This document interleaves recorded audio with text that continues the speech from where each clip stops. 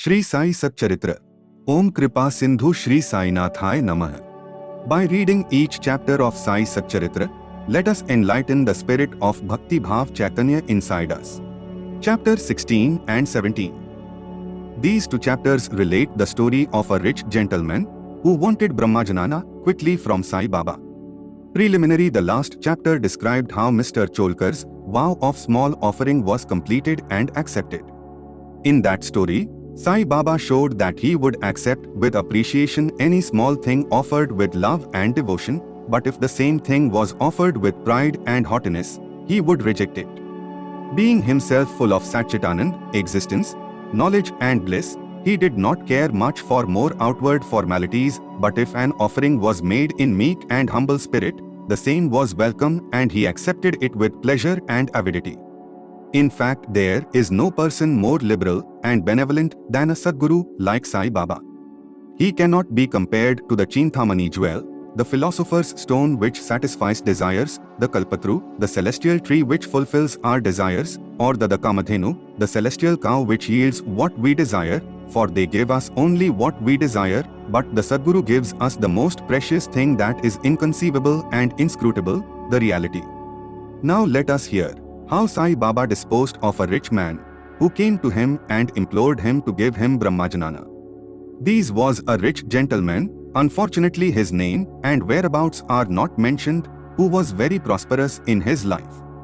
He had amassed a large quantity of wealth, houses, field and lands, and had many servants and dependents. When Baba's fame reached his ears, he said to a friend of his that he was not in want of anything, and so he would go to Shirdi and ask Baba to give him Brahmajanana, which, if he got, would certainly make him more happy. His friend dissuaded him, saying, "It is not easy to know Brahman, and especially so for an avaricious man like you, who is always engrossed in wealth, wife and children. Who will, in your quest of Brahmajanana, satisfy you that won't give away even a pice in charity?" Not minding his friend's advice, the fellow engaged a return journey tanga and came to Shirdi. He went to the masjid, saw Sai Baba, fell at his feet and said, "Baba, hearing that you show the Brahman to all who come over here without any delay, I have come here all the way from my distant place. I am much fatigued by the journey, and if I get the Brahman from you, my troubles will be well paid and rewarded." Baba then replied, "Oh, my dear friend, do not be anxious. I shall immediately show you the Brahman. All my dealings are in cash and never on credit. So many people come to me and ask for wealth, health, power, honor, position, cure of diseases and other temporal matters. Rare is the person who comes here to me and asks for Brahmajanana. There is no dearth of persons asking for worldly things, but as persons interested in spiritual matters are very rare, I think it a lucky and auspicious moment when persons like you come and press me for Brahmajanana. So I show to you with pleasure the Brahman with all its accompaniments and complications." Saying this, Baba started to show him the Brahman. He made him sit there and engaged him in some other talk or affair, and thus made him forget his question for the time being. Then he called a boy and told him to go to one Nandu Marwadi and get from him a hand loan of Rs5. The boy left and returned immediately, saying that Nandu was absent and his house locked. Then Baba asked him to go to Bala Grocer and get from him the said loan. This time also, the boy was unsuccessful. This experiment was repeated again twice or thrice, with the same result. Sai Baba was, as we know, the living and moving Brahman incarnate. Then, someone may ask, why did he want the paltry sum of 5 rupees, and why did he try hard to get it on loan? Really, he did not want that sum at all. He must have been fully knowing that Nandu and Bala were absent, and he seems to have adopted this procedure as a test for the seeker of Brahman. That gentleman had a roll or bundle of currency notes in his pocket, and if he was really earnest, he would not have sat quiet and be a mere onlooker when Baba was frantically trying to get a paltry sum of Rs5. He knew that Baba would keep his word and repay the debt, and that the sum wanted was insignificant. Still he could not make up his mind and advance the sum. Such a man wanted from Baba the greatest thing in the world, that is, the Brahmajanana. Any other man who really loved Baba would have at once given Rs 5 instead of being a mere onlooker. It was otherwise with this man. He advanced no money, nor did he sit silent, but began to be impatient, as he was in a haste to return, and implored Baba, saying, "O Baba, please show me the Brahman soon." Baba replied, "O my dear friend, did you not understand all the procedure that I went through, sitting in this place, for enabling you to see the Brahman? It is, in short, this. For seeing Brahman, one has to give 5 things, that is, surrender 5 things, that is, 1. 5 pranas, vital forces, 2. 5 senses, 5 of action and 5 of perception, 3. Mind, 4. Intellect, and 5. Ego. This path of Brahmajanana, of self-realization, is as hard as to tread on the edge of a razor. Sai Baba then gave rather a long discourse on the subject, the purport of which is given below. Qualifications for Brahmajanana or self-realization. All persons do not see or realize the Brahman in their lifetime. Certain qualifications are absolutely necessary. 1. Mumuksha, or intense desire to get free. He who thinks that he is bound and that he should get free from bondage and works earnestly and resolutely to that end, and who does not care for any other things, is qualified for the spiritual life. 2. Virakti, or a feeling of disgust with the things of this world and the next. Unless a man feels disgusted with the things, emoluments and honors, which his action would bring in this world and the next, he has no right to enter into the spiritual realm. 3. Antarmukta, introversion. Our senses have been created by God with a tendency to move outward, and so man always looks outside himself and not inside. He who wants self-realization and immortal life must turn his gaze inwards and look to his inner self. 4. Catharsis, from purging away of sins. Unless a man has turned away from wickedness and stopped from doing wrong and has entirely composed himself, and unless his mind is at rest, he cannot gain self-realization even by means of knowledge. 5. Right conduct. Unless a man leads a life of truth, penance and insight, a life of celibacy, he cannot get God realization. 6. Preferring Shreyas, the good, to Priyas, the pleasant. There are 2 sorts of things, that is, the good and the pleasant. The former deals with spiritual affairs and the latter with mundane matters. Both these approach man for acceptance. He has to think and choose one of them. The wise man prefers the good to the pleasant, but the unwise, through greed and attachment, chooses the pleasant. 7. Control of the mind and the senses.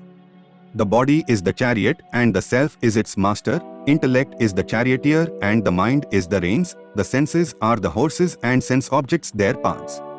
He who has no understanding and whose mind is unrestrained, his senses unmanageable like the vicious horses of a charioteer, does not reach his destination, get realization, but goes through the round of births and deaths.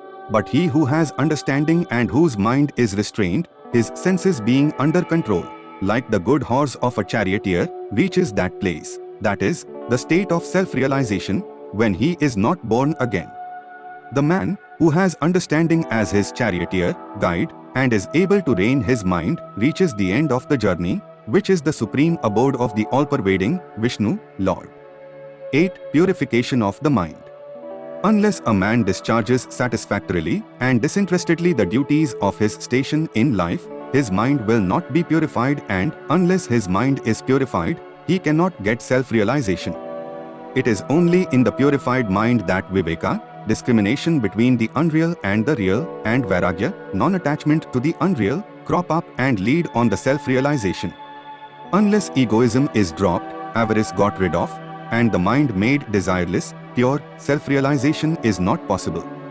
The idea that I am the body is a great delusion, and attachment to this idea is the cause of bondage. Leave off this idea and attachment, therefore, if you want to get to the self-realization. 9. The necessity of a guru. The knowledge of the self is so subtle and mystic that no one could, by his own individual effort, ever hope to attain it.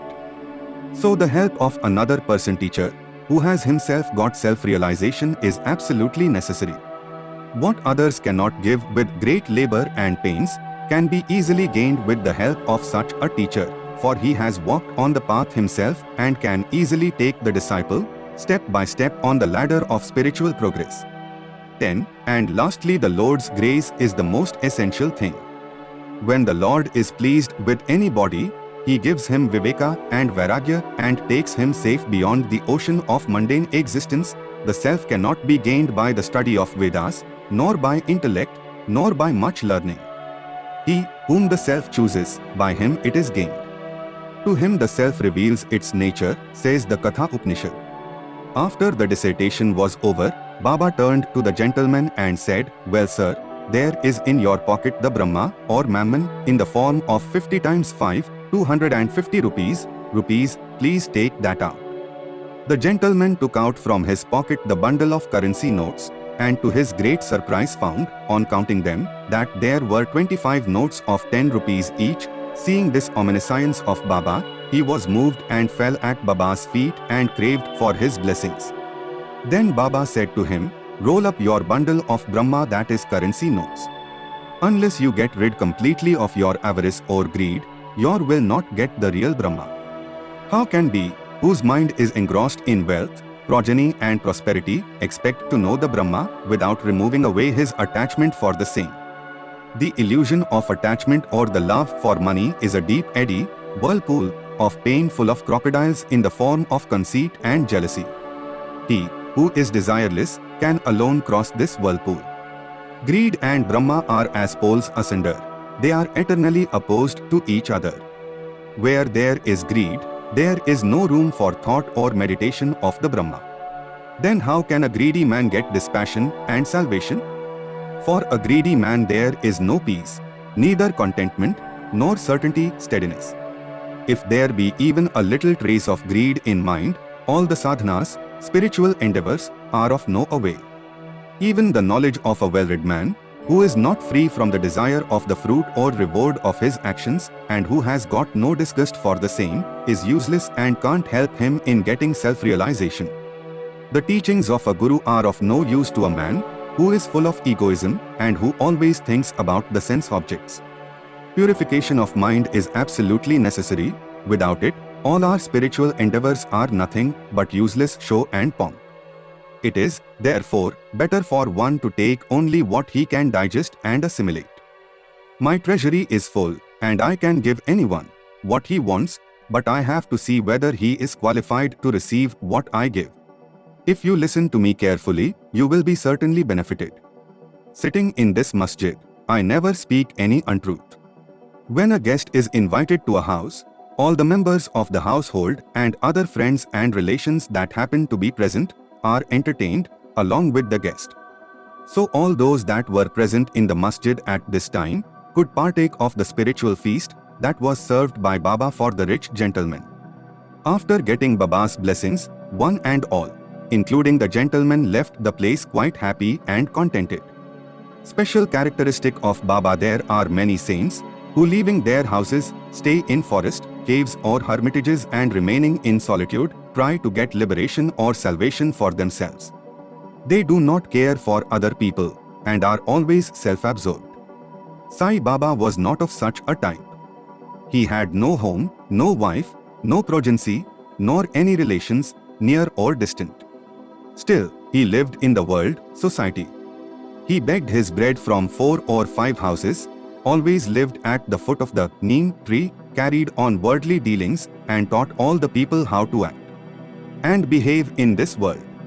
Rare are the sadhus and saints who, after attaining God vision, strive for the welfare of the people.